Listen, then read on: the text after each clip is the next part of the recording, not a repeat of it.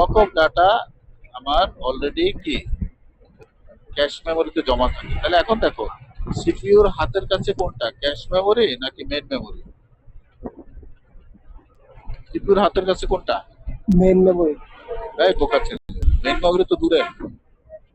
ও আচ্ছা, cache memory তাহলে। তুমি কি বলতেছো বোকা ছেলে? এই যে ক্যাশ, ক্যাশ দেখতেছো না? জি স্যার। মাঝখানে ক্যাশ বলছি না, মাঝখানে থাকে।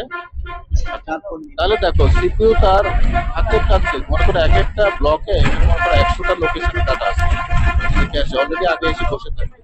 ফিচার্স টেকনিকে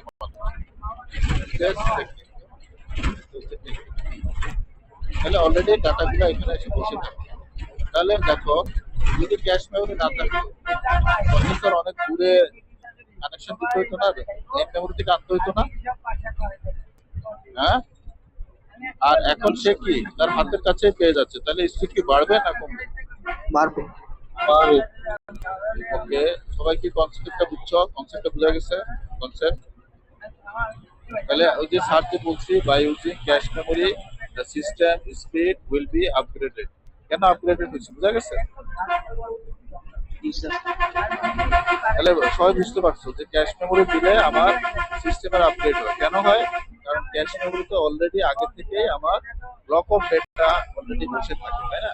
যার জন্য সিপিইউ টেক ডাটা বা রিসিভ ডাটা কি from the cache memory instead of main memory. Cache memory থেকে সে নেয়, so the speed will be upgraded. Okay, লোক সবাই ক্যাশ মেমোরি টেকনিক। আচ্ছা, তাহলে তো মোটামুটি আমাদের ইন্টারনাল মেমোরি শেষ।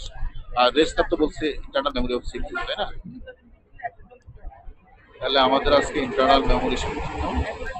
আমরা মেমোরি ইন্টারফেসিং করব।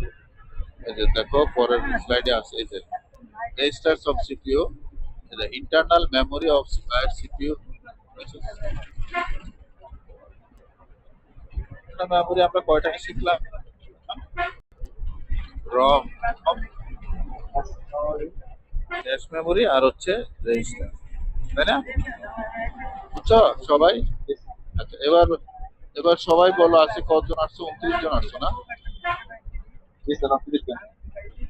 হ্যাঁ, তাহলে ক্লাস ইনশাল্লাহ বোঝা গেছে এভরিবডি। আর যেরকম বোর্ডে বোর্ডে লেখা ইয়ে করতাম, মুখে বলতাম, দূরে দূরে যারা তারা তো স্যারের কথা শুনতাম না। আজকে তো মোটামুটি তাও যদি ইন্টারনেট সমস্যা যদি থাকে সেটা হলো এক কথা, নাহলে বেশিরভাগ স্টুডেন্টের তো স্যারের কথা শুনছো নাকি? জি স্যার। হ্যাঁ এভাবেই তো ভালো হয় ক্লাস, তাহলে আমরা রেকর্ডও দেখতে পারি। হ্যাঁ, আমি তো সেই জন্য তো স্যারে বলছি যে আমাদের সিএসটি স্টুডেন্টরা, এই জন্য তো স্যার তোমাদের সপ্তাহে একটা ক্লাস আমি অনলাইনেও নিতে পারি, একটা মানে ফিজিক্যালও নিতে হবে। হ্যাঁ, ফিজিক্যালও নিব, অনলাইনে নেব, সুতরাং প্রতি সপ্তাহে যেন 2টা ক্লাস মিস না হয়। সিয়াটা এটা খেয়াল রাখবো। কোনো কারণে স্যারের মিটিং, স্যার তো প্রফেসর, আবার স্যার ফিজিক্স ডিপার্টমেন্টেরও চেয়ারম্যান, বুঝছো? জানো কিনা? ফিজিক্স ডিপার্টমেন্টেরও স্যার চেয়ারম্যান, সিএসটি ডিপার্টমেন্টের প্রফেসর। স্যার খুব ব্যস্ত থাকে মিটিং টিটিং নিয়ে। যদি কোনো কারণে ক্লাস না হয়, সিয়াররা ইয়ে রাখবো, ওদের রাত্রে স্যার নিয়ে নিব 9টার দিকে, বুঝো নাই? সপ্তাহে সপ্তাহে যেন 2টা ক্লাস, এটা খেয়াল রাখতে হবে। বুঝতে পারছি?